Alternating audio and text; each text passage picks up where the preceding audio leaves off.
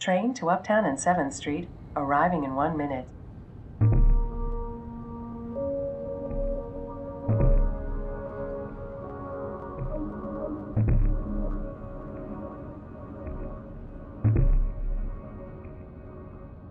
Three years ago, the city had lost about 13 or 14,000 jobs over about 13 months in the financial services sector.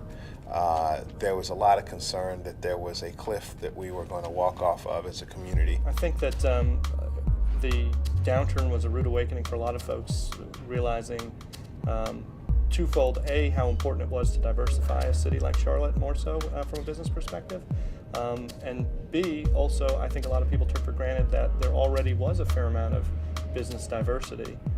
It was just sort of getting lost in the shuffle of the banking world. If one looks at the real result of let's say the disaster for the two banks, it really was that the investment bank of Bank of America largely moved to New York, so they lost literally hundreds of jobs of people making over $1 million a year.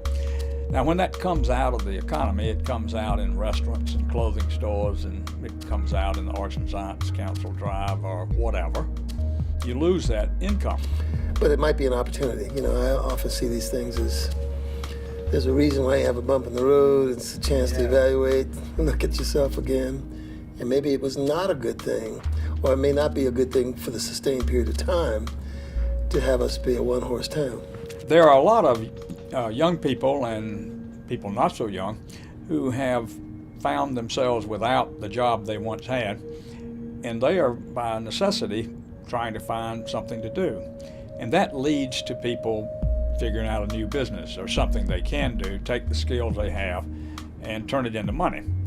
And so one of the impetuses, I think, for new business is just necessity. We all need to make a living. It's sort of like the gift of desperation is what I like to call it, where so many of these people were desperate to find something to do where they could follow their passion but also get paid while they're doing such. I'm a big believer in innovation. I think this city is remaking itself as we speak. I mean, there are people doing stuff that you don't know about and I don't know about that took advantage of what's going on. And the fact that we lost a lot of people because of the last recession, we didn't really lose those people. Those people are still around in many places, and they're finding interesting ways to do other kinds of things. And so there is an evolution going on. I think Charlotte has always been a lot more entrepreneurial than we give ourselves credit for. You can look at what today are big companies like Lance, like little old NCMB that has grown into Bank of America, numerous other examples like that. These things don't happen if you're not entrepreneurially friendly. Where Lance started, again, many people don't know this, but we started with small business, specifically our vending business. And so we've been long supporters of small business and seeing them be successful, and as they've grown, we've been fortunate enough to grow as well. Most construction companies that are American-owned started as entrepreneurs. I mean, it's an entrepreneurial business. If you stop and think about it, every day, a building we build is different than the building we built before.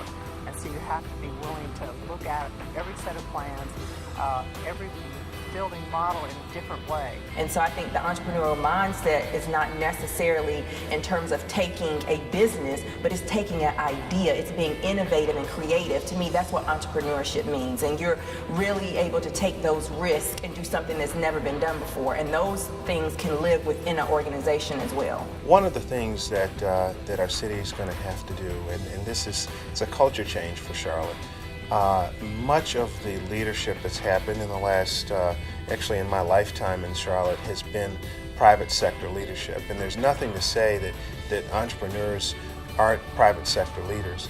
But one of the things the city's going to have to do is it's going to have to be comfortable with taking some risks to create opportunities for our citizens. We need the cooperation, right? We need for our city, whether it's the chamber, whether it's for sports organizations, whether it's for the growth of the symphony and the opera. And so we need everybody to do their part. The next generation is our first generation.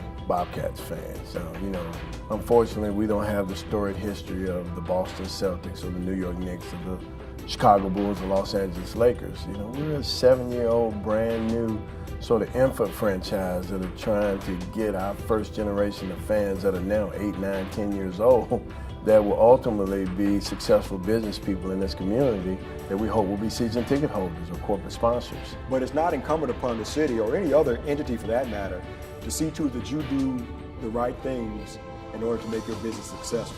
I mean, people need to start spending as much time in their business as they spend on their business.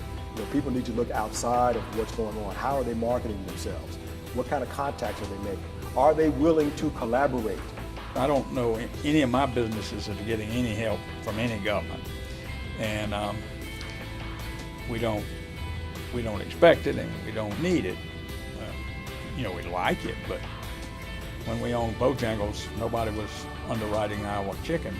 It's like, you know, we had to buy it and cook it and sell it. Many people learn how to do work and start businesses and never really learn how to run the business. And as a result of, there are a lot of failures in the early years. I look back on when I came to work for the bank, I knew nothing. I'd majored in banking and finance and knew nothing. In other words, all my college education was meaningless except for business law and accounting. This is it. There's one guy who might go off and do very well in school and would go here to B of A or to Wells Fargo or Duke or Wall Street, and they work very well in an environment where they do something very well. I see that all the time. Entrepreneurs, when you talk about entrepreneurship, that's a different ball of wax. We learned in the house. We didn't learn, although we got degrees and all that, we didn't learn on college campuses how to be in business for ourselves. And so you have to have a mentor that's in business. You have to have those type of beacons in your community to kind of show you in which direction you should go. I see a lot of people that want to be an entrepreneur, but they also really like watching TV. They actually really like fishing on the weekends.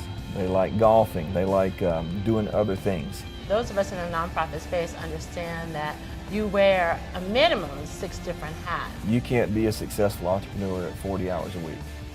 That doesn't happen. It takes work. Project manager, the volunteer coordinator, the fund development person. I am the marketing person, from social media to going out doing speaking events. Are you ready for the fact that there is no paycheck guaranteed every Friday? Because that's what entrepreneurial has to start with. Entrepreneurship is all about passion, vision, innovation, and mission. Without passion, you don't have a long-lived entrepreneur. Sometimes people ask me, no, it's hard to find an investor for an idea. And I said, you just need one. The challenge is, it is more important than ever for communities, if they want to compete, to have the infrastructure, the ecosystem in place to support entrepreneurs. Innovo Laboratory harnesses the best of Charlotte, our business expertise and thought leadership, civic engagement, our intellectual and financial capital, infuses it into one single opportunity to ensure that our best days remain ahead of us. Innovo Laboratory is Charlotte working today to build tomorrow. Go Innovo. Go Innovo. I believe in Innovo. Go Innovo. Go Innovo. Go Innovo. Go Innovo. Go.